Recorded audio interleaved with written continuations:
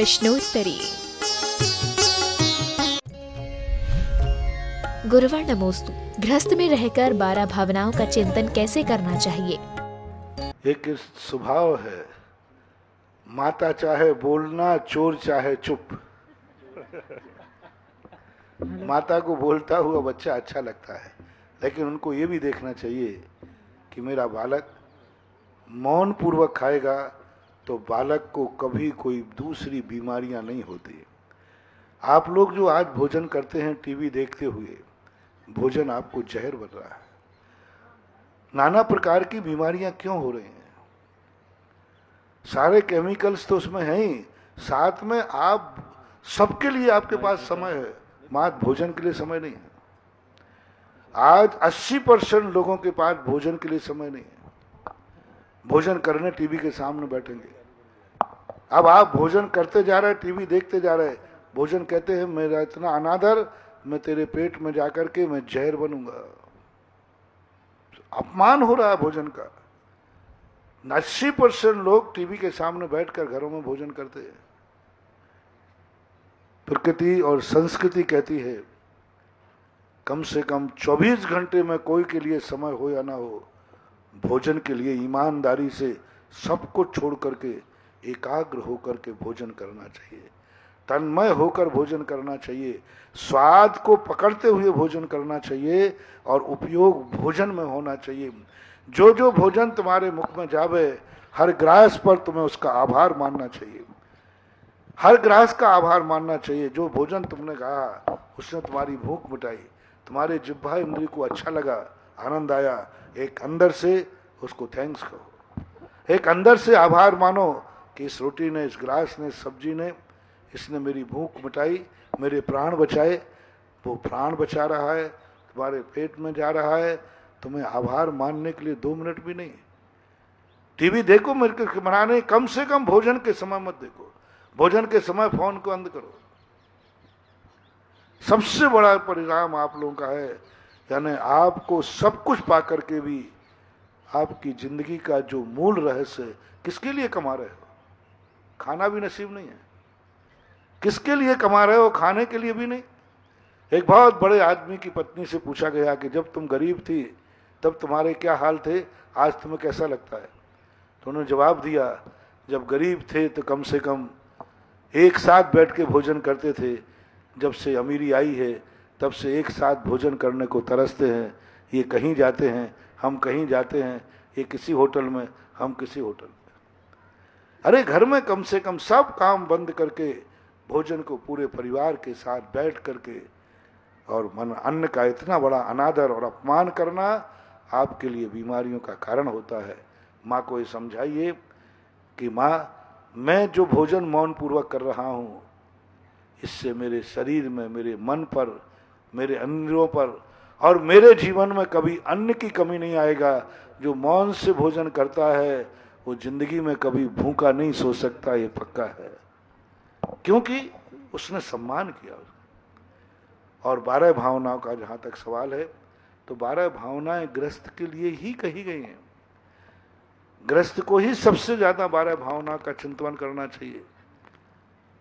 मुनिराज तीर्थंकर भी जब वैराग्य लेते हैं तो गृहस्थ अवस्था में 12 भावना का चिंतन करते हैं, क्योंकि आप लोगों को ऐसे कितने प्रसंग मिलते हैं, कितने प्रसंग मिलते हैं जहां तुम प्रैक्टिकल 12 भावना का चिंतन, हम लोग तो कम देखते, आप लोग ज्यादा देखते हैं। आपको हर चीज का प्रैक्टिकल है, हमारे पास थ्योरी है। आप तो हर दिन मुर्दे देखते हैं, हर दिन आप धोखाधड़ी देखते हैं, हर दिन आप क्या क्या नहीं देखते हैं।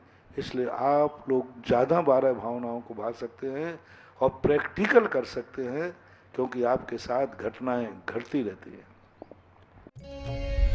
गुरुवर नमोस्तु। राजनीतिक पदाधिकारी जैन होने के बावजूद रात्रि भोजन और मांसाहार आदि का सेवन करते हैं, तो ऐसे में सामान्य भक्तों को क्या करना चाहिए? वकील साहब, जब प्रजातंत्र का युग हो तो राजा को दोष देना बनता नहीं है। प्रजा की कमी है, जनता की कमी है, समाज की कमी है। समाज वालों के लिए मैं तो बहुत बार उपदेश दे चुका हूँ, जो भगवान का अभिषेक पूजन नहीं करते उसे मंदिर का ट्रस्टी बनने का अधिकार नहीं, पदाधिकारी का तो जय गुरुदेव। यदि वो व्यक्ति आचरण से भ्रष्ट है और इस प्रकार के जैन कुल की मर्यादाओं के विरुद्ध कार्य करता है, मांसाहारी है, शराबी है, रात्रि भोजन आदि करता है, तो इसे समाज को चयन करना चाहिए, समाज को सोचना चाहिए, समाज के लिए उनको क्यों चुनते हैं। जब तुम्हारे हाथ में अधिकार है तो आपको पहले ही एजेंडा बनाना चाहिए कि इस कमेटी का, इस मंदिर का ट्रस्टी वही होगा जो इस प्रकार के गुणों से संपन्न होगा। अब अपन कितने भी गाते जाएं, कुछ भी गाते जाएं, लेकिन वोटर यदि जब तक नहीं चेतेगा, नेता को हम सुधार नहीं सकेंगे, क्योंकि वोटरों ने जो चुन लिया है वो नेता मान्य होता है। इसलिए अच्छे नेता चाहिए है तो आप अच्छे वोटर बनाइए। आप नेता को मत सुधारिए, आप वोटरों को सुधारिए। नेता को आप सुधारने का कदापि अधिकार नहीं रख सकते, सुधारना भी नहीं। नेता नाराज हो जाएगा, तुम्हें परेशान करेगा। आप अपने वोटरों को सुधारिए, आप अपने मोहल्ले को सुधारिए, आप अपने परिवार को सुधारिए कि अपन को वोट किसको देना है। आप अपने मोहल्ले में मीटिंग करिए, आप अपने गांव की मीटिंग करिए, हर गांव में जाके करिए। और आप नेता अपना एजेंडा प्रस्तुत करता है, उसके पहले वोटरों को अपना एजेंडा पेश कर देना चाहिए कि मेरा नेता ये होगा। नेता लोग अपना एजेंडा दे देते हैं, आप अपना एजेंडा बनाइए ना पूरे गांव का, कि जो मेरे एजेंडे पर कार्य करेगा मैं उसी को वोट दूंगा, और मेरे एजेंडे पर जो काम नहीं करेगा उसको हम कोई भी वोट नहीं देंगे। आप अपने नगर का, गांव का, अपनी सीमाओं का संगठन बना लीजिए, कानून आपके लिए कोई आड़े नहीं आएगा। कानून में स्पष्ट लिखा है कि यदि जितने लोग चुनाव में खड़े हैं उनमें से हमें एक भी पसंद नहीं है, हम किसी को नहीं चुनेंगे। कानून आपको दोषी नहीं ठहरा सकता, कानून नहीं कह सकता। कानून को यह जरूर नहीं, कानून आपको वोट देने के लिए कह सकता है, लेकिन आप वोट नहीं देंगे तो आपको अपराधी नहीं है। आप, कानून में कोई ऐसा नहीं है, स्पष्ट उल्लेख किया है जो खड़े हैं इनमें से आपको कोई पसंद नहीं है तो वोटर कह सकता है मैं इनमें से किसी को योग्य नहीं समझता हूं, इसलिए मैं किसी को वोट नहीं देता हूं। आपके ऊपर कोई कानून नहीं है, कोई अपराध नहीं है। पूरा गांव बैठ जाए आपके ऊपर कि जो नेता खड़ा हुआ है ये हमारे लिए योग्य नहीं लग रहा है, हमारी विचारधाराओं के विरुद्ध है, हम सारा गांव वोट देने से बहिष्कार करते हैं। कोई कानून नहीं है जो आपको बाध्य करेगा, कोई कानून नहीं जो आपको अपराधी ठहराएगा। ये निर्णय तो आप लोगों को करना है कि आप अपना समाज का, अपने गांव का एजेंडा तैयार करें और निर्णय करें कि हमारा नेता कैसा हो। लेकिन उनकी गति कैसी होगी महाराज जी?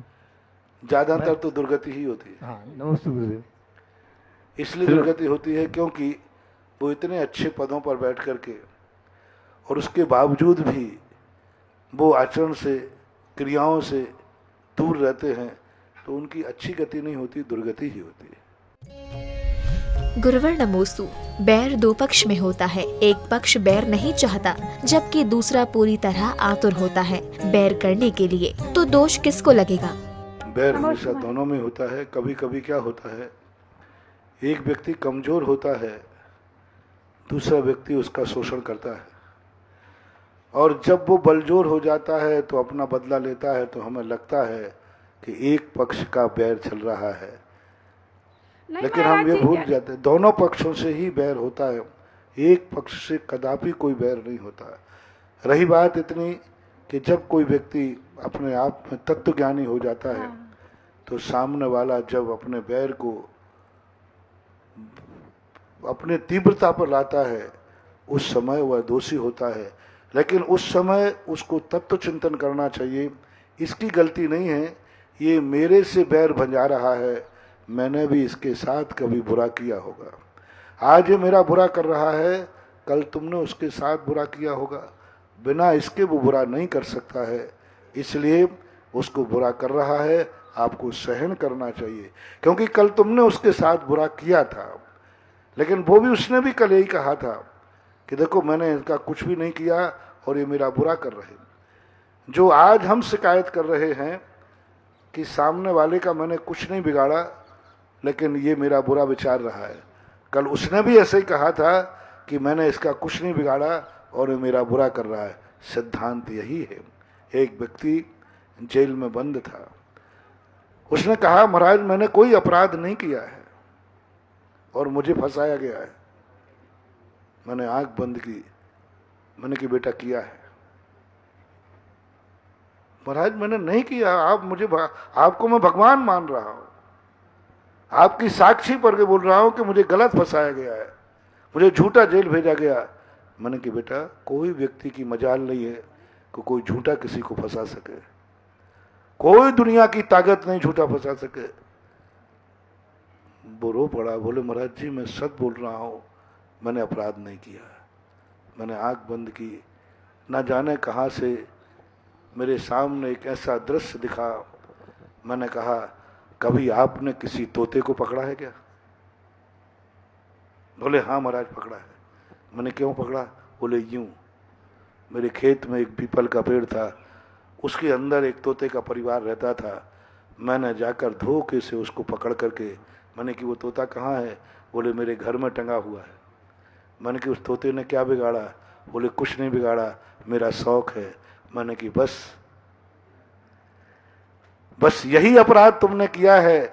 तुमने तोते को जब कुछ नहीं बिगाड़ा उसको पिंजड़े में बंद कर लिया, तुमने भी कुछ नहीं किया और तुम्हें बंद हो गए हो। वो अपराध कर्म तुम्हें यहां ले आया। उनका महाराज ये तो मैंने किया है, इसको कौन ने कहा? इस पर तो उन्होंने कहा मैंने कुछ भी किया नुकसान, उस तोते ने कोई नुकसान नहीं किया और आपने उसको परिवार से अलग कर दिया। बोले हाँ महाराज, छोटे छोटे बच्चे भी थे उसके, परिवार से अलग करके तुमने अपने शौक के लिए पिंजड़े में कर दिया। जितने बार तुम उस पिंजड़े के नीचे से निकले हो और तोते ने बद्दुआ दी है कि हे भगवान, इस दुष्ट ने जैसा हमें अपने परिवार से अलग किया है, इसको भी कर्म, इसको भी परिवार से अलग करें। निरपराध को मुझे पिंजड़े में डाल दिया, ये भी निरपराधी पिंजड़े में डाले। उस तोते की बद्दुआ, तुमने उसे शौक से पाला और जब जब तुम निकलोगे तब तक वो बद्दुआ देता था। उस बद्दुआ का परिणाम है बंधु, तुम कितना भी उसको सुख दो, कितना भी अच्छा खिलाओ, कोई पिंजड़े में पसंद नहीं करता, कोई पिंजड़े में नहीं। आपसे कहा जाए कि आपको घर से अच्छा भोजन जेल में दिया जाएगा तो आप कहोगे घर की सूखी रोटी ठीक है, वो पत्तों पर खाकर मंजूर है लेकिन पिंजड़े में नहीं। महाराज ये तो किया है। मैंने महाराज जी अब क्या करूं? मैंने कि आप आपकी बार जो तुम्हारे परिवार के लोग मिलने आए वो तोते को बुलवा लेना और तोते से क्षमा मांगना और उसको खोल देना। आप देखना वो पिंजड़े में रहना चाहता है या भगना चाहता है। जैसे ही पिंजड़ा खोला वो उड़ गया। जेल होना निश्चित था, सजा होना निश्चित था। पता नहीं क्या हुआ, 6 महीने के अंदर वो बरी हो गया, मेरे दर्शन करने आ गया। बोले महाराज बच नहीं सकते थे। मैंने कि तुमने तोते को छोड़ दिया, जेल ने तुम्हें छोड़ दिया।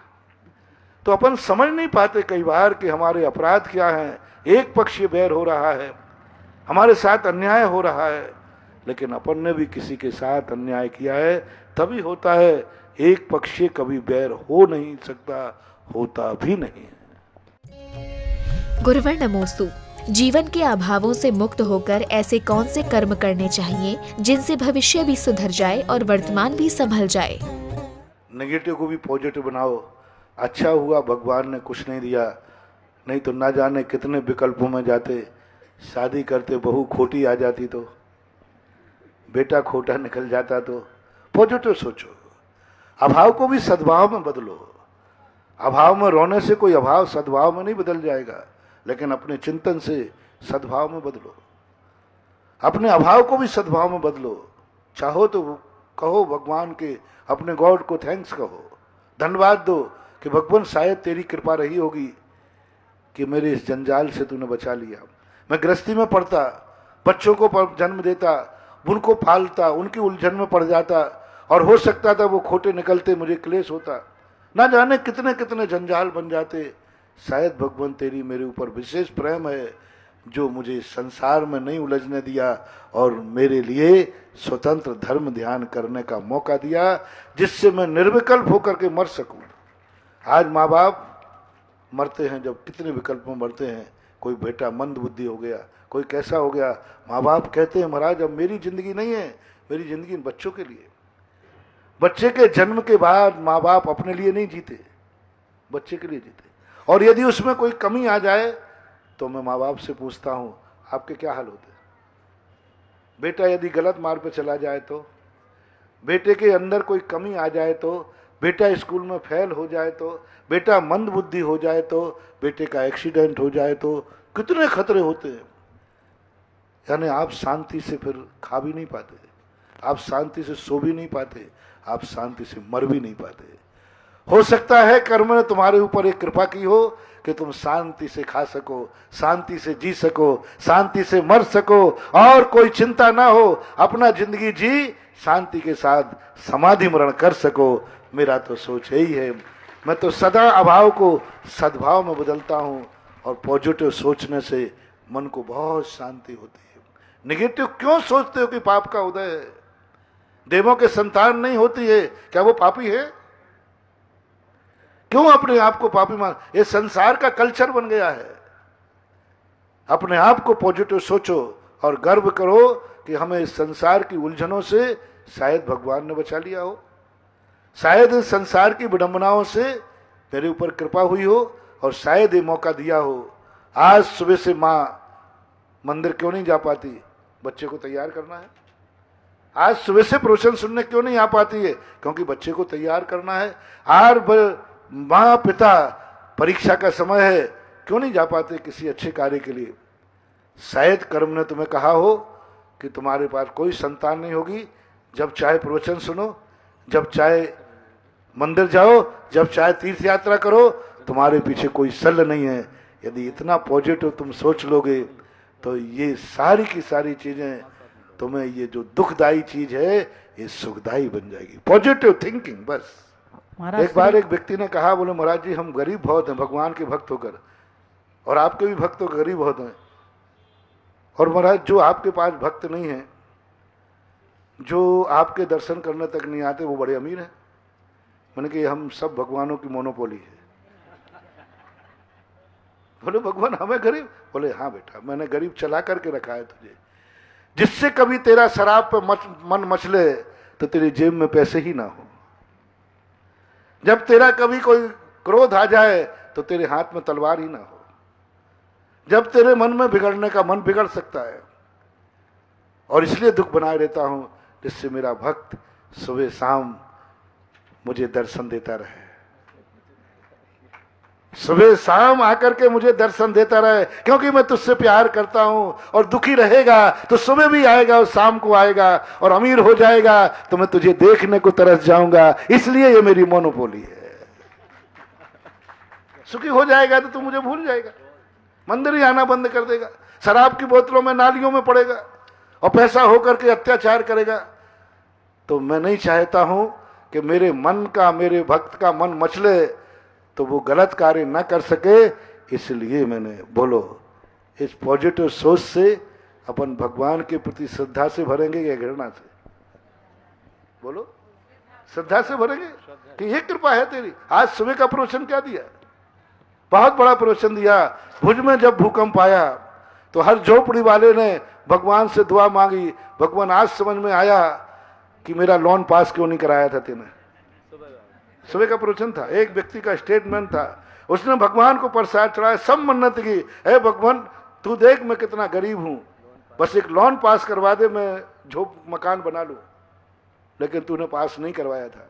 उस समय मुझे बड़ा क्रोध आया था, गुस्सा आया था, लेकिन मुझे क्या मालूम तू मुझे इतना प्यार करता था कि मेरे और मेरे परिवार को सुरक्षित चाहता था, इसलिए तूने लोन पास नहीं कराया। आज मेरा मकान बन गया होता तो सारा परिवार उजड़ गया होता, और आज झोपड़ी में रह रहा हूं, सारा परिवार सुरक्षित है।